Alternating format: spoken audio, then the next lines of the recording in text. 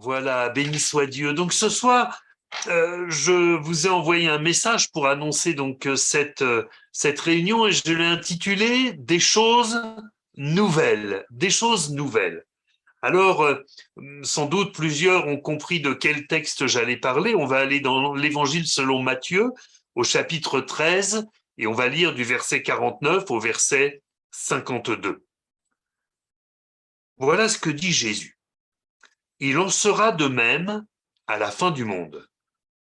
Les anges viendront séparer les méchants d'avec les justes, et ils les jetteront dans la fournaise ardente, où il y aura des pleurs et des grincements de dents. Avez-vous compris toutes ces choses? Demande Jésus. Oui, répondirent-ils.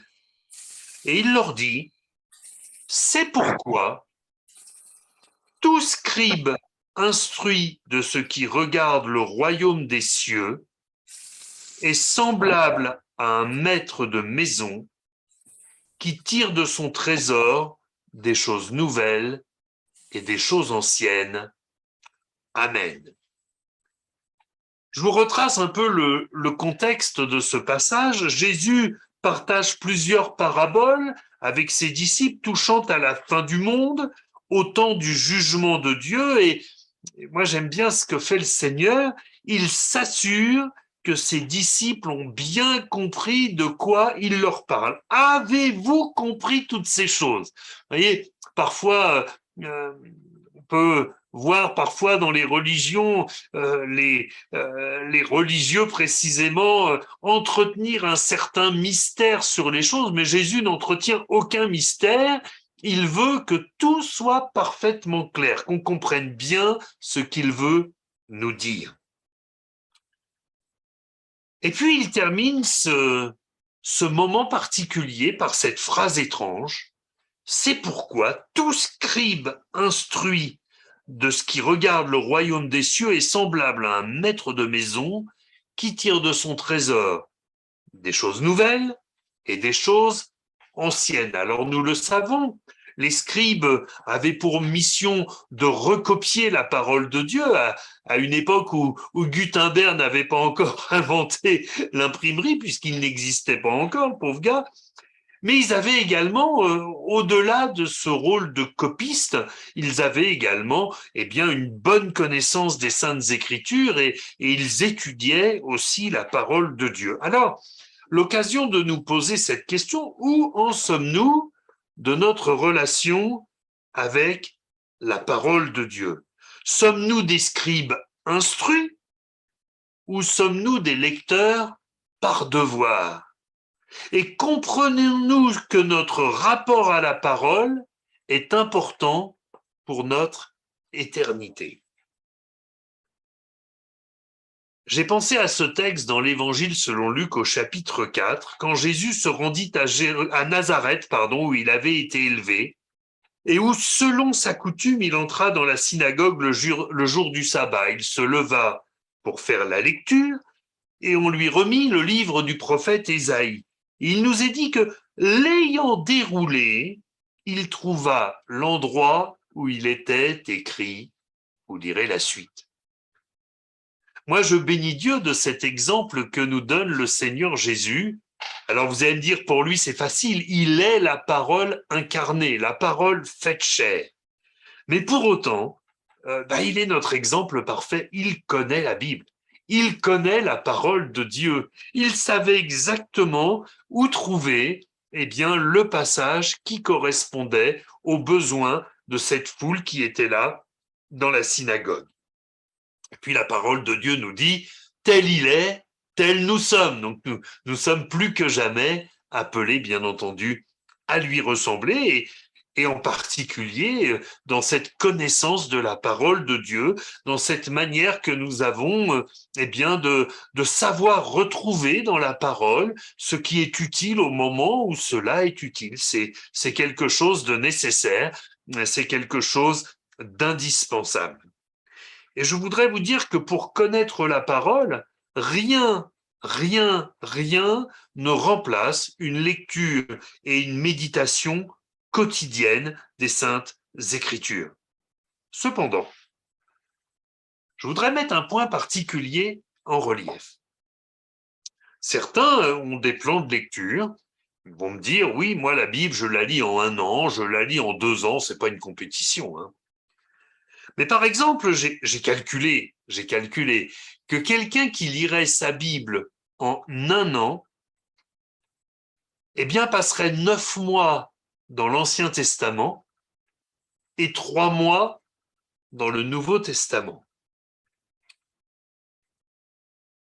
Ce dimanche, notre frère Guy Galifo nous a rappelé avec force et insistance la puissance du nom de Jésus.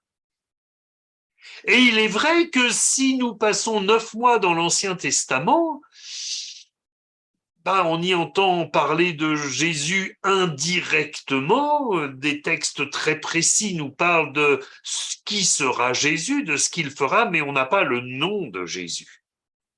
On n'a pas les œuvres précises de Jésus. Et moi, je me suis posé la question, est-ce qu'on peut rester loin de Jésus pendant 9 mois par an? Ça me semble compliqué. Et moi, il me semble raisonnable de trouver peut-être des méthodes de lecture qui nous permettent plus régulièrement d'être ce scribe instruit qui puise des choses anciennes dans l'Ancien Testament et des choses nouvelles dans le Nouveau Testament.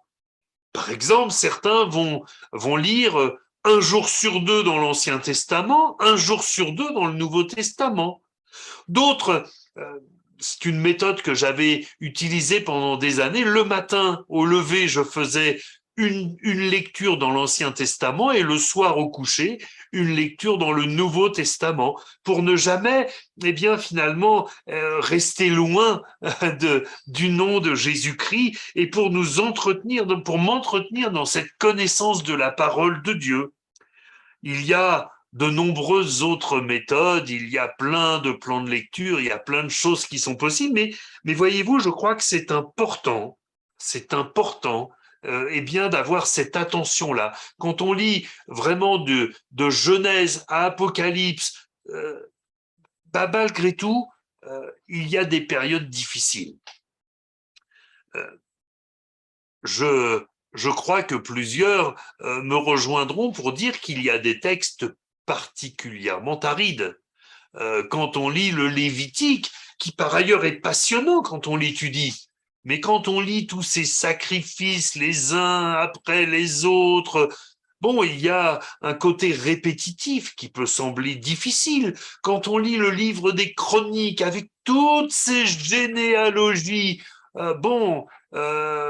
c'est vrai que ce sont des textes qui peuvent sembler un peu longs avec ces dénombrements par tribu,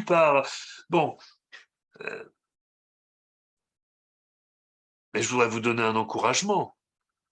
Pour nous comme pour le peuple d'Israël, quand on passe du temps dans des périodes, dans des endroits arides, on finit quand même par rentrer dans la terre promise. Alléluia, merci Seigneur. Il y a quand même cette joie, parce que même au travers de ces textes arides, il y a des bénédictions. Parce que si on porte notre regard d'une manière différente, je vais revenir au texte que j'évoquais, si on parle du Lévitique, dans chacun des sacrifices qui sont prescrits, il y a un aspect du sacrifice de Jésus-Christ. Ça, c'est quand même extraordinaire. Relisez ces textes avec ce regard-là, vous allez voir, c'est tout à fait passionnant. Et puis, dans les généalogies, vous me direz, oui, mais là, il n'y a rien de passionnant. Alors, vous regarderez bien, parce que parfois, il y a des instructions très intéressantes dans les généalogies. Et puis, les généalogies, quand on les lit, on peut se régaler aussi en disant, mais Seigneur, tu les connais tous par leur nom. Et de se réjouir en disant, mais moi aussi, tu me connais par mon nom. Dans ton livre de vie, il y a peut-être le nom de ces gens-là, mais il y a le mien. Tu connais mon nom, Seigneur. Et ça aussi, c'est un sujet de joie et d'encouragement. C'était mon premier point. Le deuxième point, c'est d'avoir, après cette lecture éclairée, une lecture de compréhension. Lire et comprendre. Alors forcément, quand on pense à lire et comprendre, on va dans Acte 8, où il y a Philippe l'évangéliste qui entend un Éthiopien qui lit le prophète Ésaïe. C'est le ministre de la reine Candace, et cet homme d'entendre cet Éthiopien qui sûrement était en train de déchiffrer ce texte en hébreu, et qui arrive et qui dit « Comprends-tu ce que tu lis ?» Il répondit « Comment le pourrais-je si quelqu'un ne me guide ?» Et il invita Philippe à monter et à s'asseoir avec lui. Alors bien sûr, nous avons plusieurs fois par semaine des prédications qui nous aident à comprendre la parole. Parfois, nous pouvons avoir besoin de consulter quelqu'un qui sait. Ça arrive que plusieurs d'entre vous viennent me voir, me dire « Oh, écoute, j'ai lu ça, mais je suis pas sûr de bien le comprendre. » Et on partage, on échange. Parfois, j'ai pas la réponse, hein. Je peux pas tout savoir comme le Seigneur le sait. Il y a un temps pour tout. Et puis, le Seigneur est là aussi pour nous éclairer par son esprit. Il y a des époques dans notre vie, il y a des moments où il y a des textes qui sont ardus. Moi, je me souviens au début quand j'ai commencé à lire la Bible de manière assidue, quand j'arrivais devant l'Épître aux Romains, l'Épître aux Hébreux, ce sont des textes qui sont d'une telle densité spirituelle. Les sujets qui y sont évoqués sont d'une telle profondeur. Waouh, je vous avoue que ça me laissait un peu désarçonné devant ces textes en disant mais j'ai beau le lire plusieurs fois, je ne comprends pas. Bon, eh bien, nous pouvons accepter parfois de ne pas tout comprendre, mais si nous pouvons l'accepter de temps en temps, nous ne pouvons pas non plus accepter bien de ne jamais rien comprendre et retenir. Alors bien sûr, nous sommes intelligents, nous comprenons des choses, c'est pas ce que je dis, mais parfois on comprend intellectuellement, mais spirituellement on a du mal à rentrer dans ce que Dieu veut nous apprendre. Ou parfois nous avons une fausse compréhension, nous avons besoin de tout le secours du Saint-Esprit. Mais si nous arrivons à un moment où, quand on lit la Bible, on n'en retient rien et on a le sentiment de n'avoir rien appris, eh bien, c'est que nous sommes rentrés depuis longtemps dans une lecture par devoir et plus dans une lecture par plaisir. Il me semble que nous ne pouvons pas nous satisfaire de faire ce que j'appellerais avec beaucoup de guillemets notre devoir spirituel. Nous faisons les choses par amour, nous ne les faisons pas par devoir, sinon nous sommes malheureux. Je vais vous donner 2 petites méthodes qui peuvent nous aider. Par exemple, je sais que certains le font, avoir un petit carnet et noter. Alors c'est très bien, parfois on a la Bible dans le téléphone, dans la tablette, ça c'est bien, mais parfois le fait d'écrire les choses, ça aide aussi beaucoup. Un petit carnet dans lequel, après chaque moment de lecture, on va noter ce qu'on a appris ou ce que l'on a retenu de notre lecture. C'est peu de choses, hein, quelques mots. Il ne s'agit pas de faire des phrases de 3 pages, hein. On va laisser ça à un certain Marcel Proust, mais noter en quelques mots ce que l'on a reçu du Seigneur. Je crois que ça, c'est important. Peut-être aussi, plus simplement encore, avoir un surligneur ou un crayon à papier, après vous faites comme vous voulez, mais quelque chose qui nous permette de souligner ou de surligner le verset clé de notre lecture du jour. Alors parfois, ça fait sourire certains quand je regarde ma Bible ou bon, c'est vrai que souvent quand je prêche maintenant avec ma tablette. Mais dans ma Bible, il y a des marque-pages partout. Et puis alors, si vous ouvrez ma Bible, vous allez voir, il y a des textes soulignés peut-être pas à toutes les pages, mais très régulièrement. Mais simplement de se dire, ah oui, ce verset-là, aujourd'hui, ça me parle. Le souligner. Et la fois d'après, quand vous retombez sur ce verset, vous dites, ah oui, c'est vrai, ce verset m'avait fait du bien.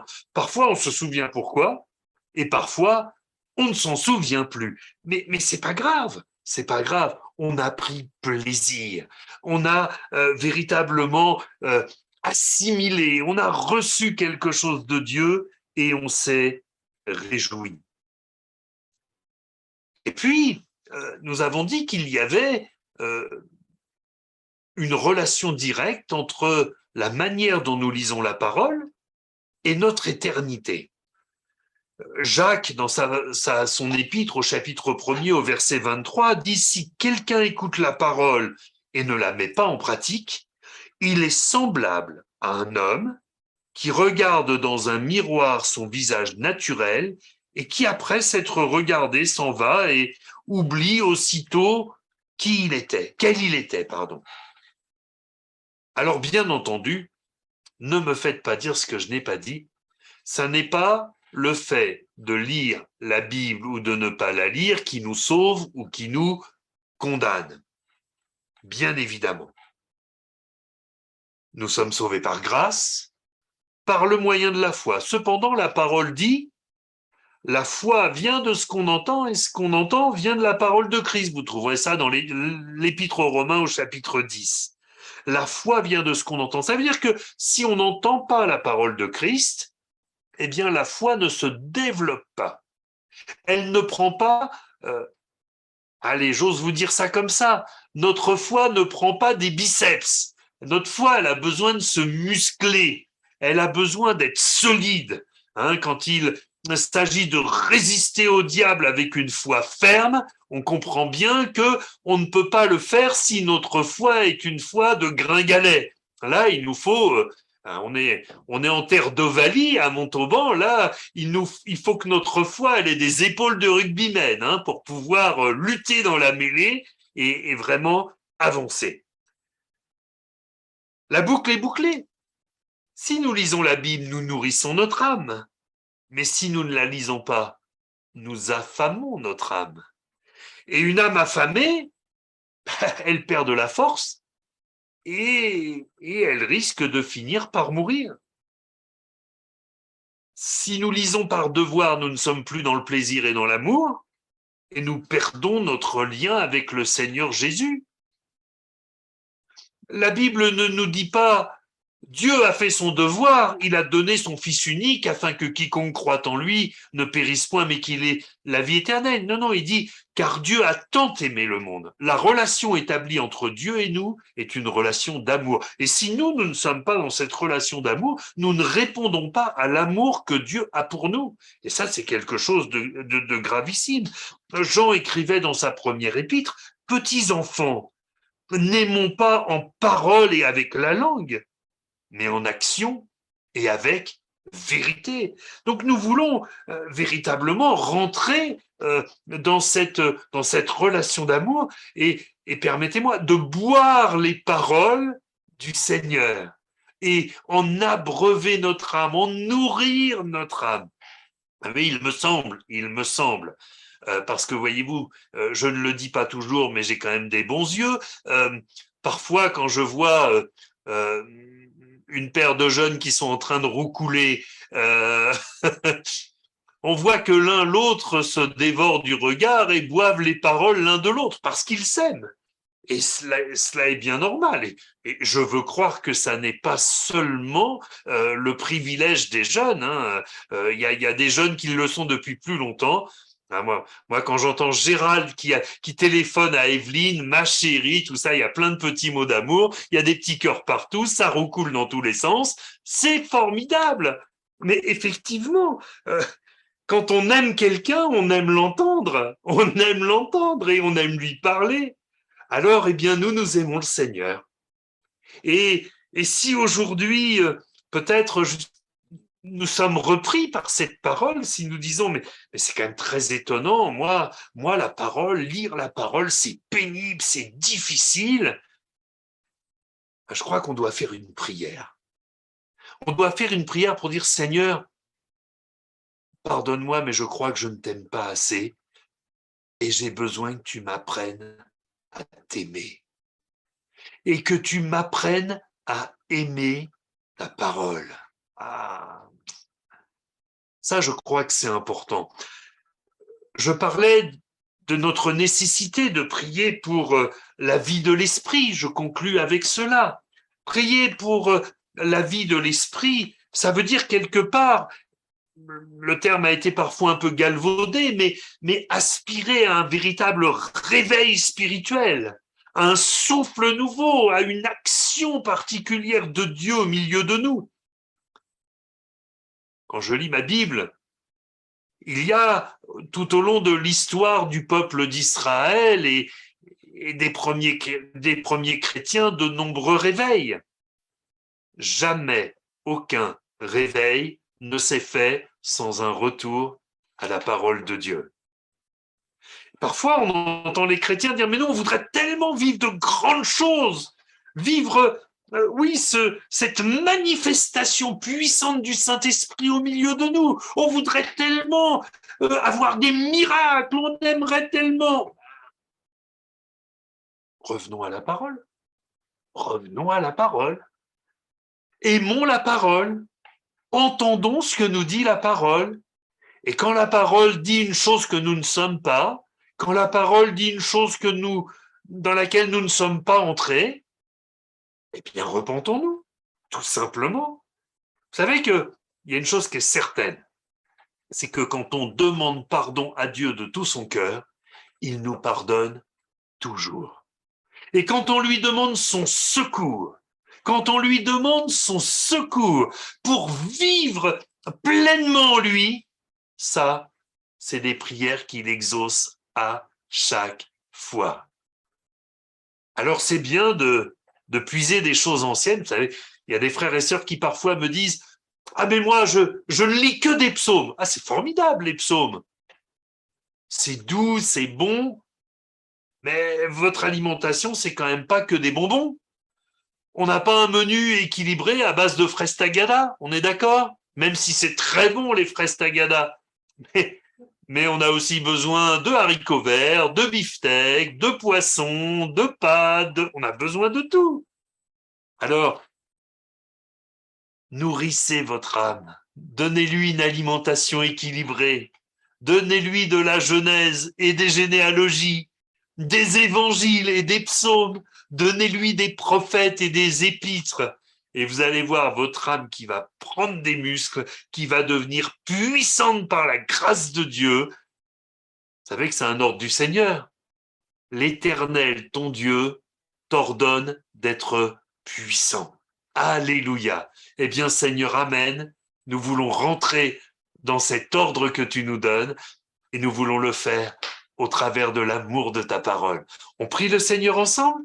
Seigneur notre Dieu, nous bénissons ton nom parce que ta parole, elle est merveilleuse, tellement complète. Elle répond tellement à tous les besoins de notre âme. Elle nous nourrit, elle nous encourage, parfois elle nous reprend. Mais Seigneur, c'est une parole merveilleuse et nous savons que c'est une parole qui nous fait du bien. C'est en découvrant ta parole que nous avons compris ton amour, que nous avons compris que nous avions besoin de nous repentir et de nous convertir pour être sauvés. Merci, merci d'avoir fait ces choses dans nos vies. Seigneur, merci de nous faire grâce au nom de Jésus-Christ. Amen.